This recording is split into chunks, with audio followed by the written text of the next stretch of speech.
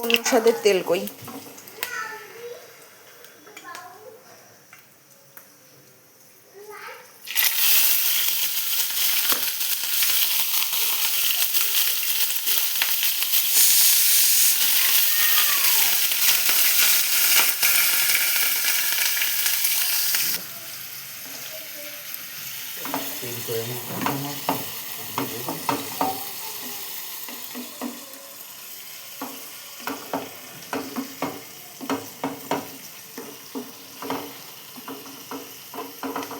পেঁয়াজ রসুন আদা দিয়ে দিয়েছি।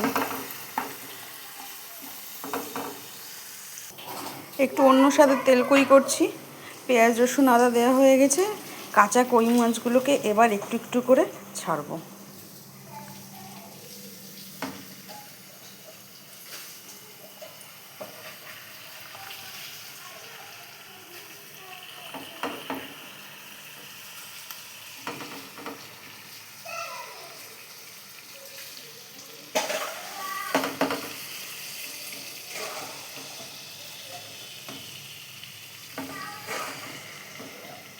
এই মশলার সাথে কই মাছটা ভাজা হবে।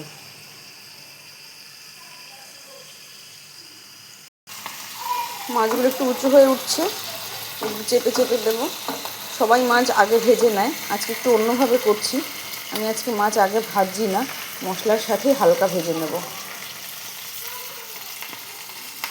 তেল কইতে যদিও কই মাছটা খুব বেশি ভাজলে ভালো লাগে না, একটু অল্প ভাজতে হয়, কিন্তু আমি মাছটাকে এইভাবেই ভাজবো, দেখি কেমন লাগে।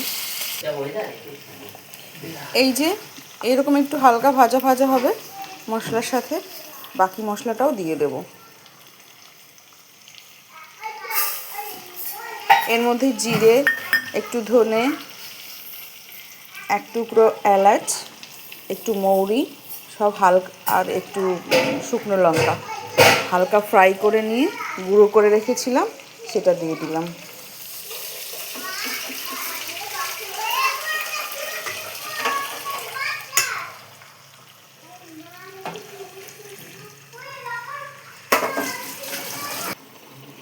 একটু জল দিয়ে দিয়েছি, কিছু সময়ের জন্য ঢেকে দেব। 2-4টে কাঁচা লঙ্কা দিয়ে দিয়েছি।